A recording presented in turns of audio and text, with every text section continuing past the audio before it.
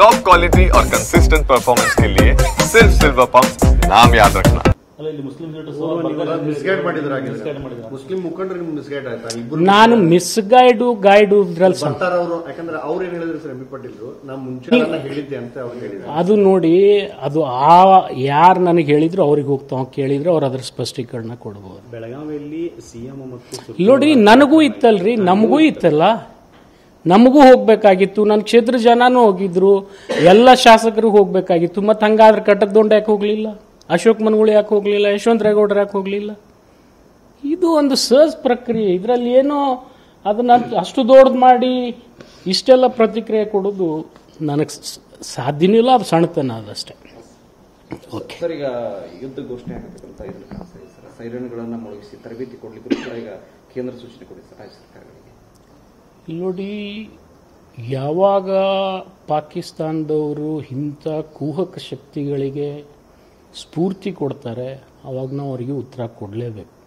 ಅದು ಯಾವುದೇ ಪಕ್ಷ ಇರಲಿ, ಬೇರೆ ಥರ್ಡ್ ಫ್ರಂಟೇ ಇರಲಿ, ಕೊಡಲೇಬೇಕು, ಉತ್ತರ ಕೊಡಲೇಬೇಕು. ಯಾಕಂತಂದರೆ ಇದಕ್ಕೊಂದು ಇತಿಶ್ರೀ ಹಾಡಲೇಬೇಕು.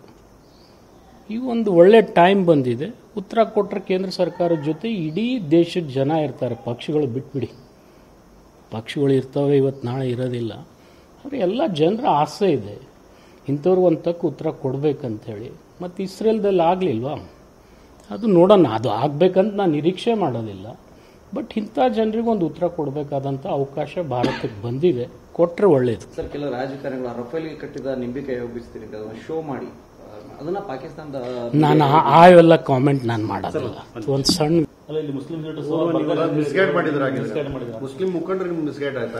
ನಾನು ಮಿಸ್ಗೈಡು ಗೈಡು ಇದ್ರಲ್ಲಿ ಅವರು ಯಾಕಂದ್ರೆ ಅವ್ರು ಏನ್ ಹೇಳಿದ್ರು ಸರ್, ಎಂ ಪಿ ಪಾಟೀಲ್ ನಾ ಮುಂಚೆ ಹೇಳಿದ್ದೆ ಅಂತ ಅವ್ರು ಹೇಳಿದ್ರು. ಅದು ನೋಡಿ, ಅದು ಯಾರು ನನಗೆ ಹೇಳಿದ್ರು ಅವ್ರಿಗೆ ಹೋಗ್ತಾವ ಕೇಳಿದ್ರೆ ಅವ್ರು ಅದ್ರ ಸ್ಪಷ್ಟೀಕರಣ ಕೊಡಬಹುದು. ಬೆಳಗಾವಿಯಲ್ಲಿ ಸಿಎಂ ಮತ್ತು ನೋಡಿ, ನನಗೂ ಇತ್ತಲ್ರಿ, ನಮಗೂ ಇತ್ತಲ್ಲ, ನಮಗೂ ಹೋಗ್ಬೇಕಾಗಿತ್ತು. ನನ್ನ ಕ್ಷೇತ್ರ ಜನನೂ ಹೋಗಿದ್ರು, ಎಲ್ಲ ಶಾಸಕರು ಹೋಗ್ಬೇಕಾಗಿತ್ತು. ಮತ್ತೆ ಹಂಗಾದ್ರೆ ಕಟ್ಟದೊಂಡ ಯಾಕೆ ಹೋಗ್ಲಿಲ್ಲ?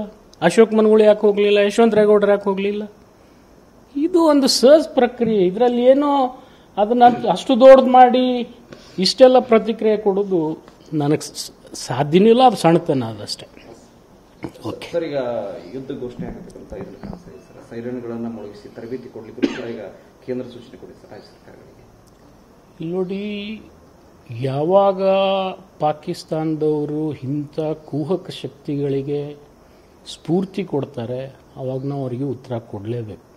ಅದು ಯಾವುದೇ ಪಕ್ಷ ಇರಲಿ, ಬೇರೆ ಥರ್ಡ್ ಫ್ರಂಟೇ ಇರಲಿ, ಕೊಡಲೇಬೇಕು, ಉತ್ತರ ಕೊಡಲೇಬೇಕು. ಯಾಕಂತಂದರೆ ಇದಕ್ಕೊಂದು ಇತಿಶ್ರೀ ಹಾಡಲೇಬೇಕು. ಈ ಒಂದು ಒಳ್ಳೆ ಟೈಮ್ ಬಂದಿದೆ. ಉತ್ತರ ಕೊಟ್ಟರೆ ಕೇಂದ್ರ ಸರ್ಕಾರದ ಜೊತೆ ಇಡೀ ದೇಶದ ಜನ ಇರ್ತಾರೆ. ಪಕ್ಷಗಳು ಬಿಟ್ಬಿಡಿ, ಪಕ್ಷಗಳು ಇರ್ತವೆ, ಇವತ್ತು ನಾಳೆ ಇರೋದಿಲ್ಲ. ಆದರೆ ಎಲ್ಲ ಜನರ ಆಸೆ ಇದೆ ಇಂಥವ್ರು ಒಂದು ತಕ್ಕ ಉತ್ತರ ಕೊಡಬೇಕಂತೇಳಿ. ಮತ್ತು ಇಸ್ರೇಲ್ದಲ್ಲಿ ಆಗಲಿಲ್ವಾ? ಅದು ನೋಡೋಣ, ಅದು ಆಗಬೇಕಂತ ನಾನು ನಿರೀಕ್ಷೆ ಮಾಡೋದಿಲ್ಲ.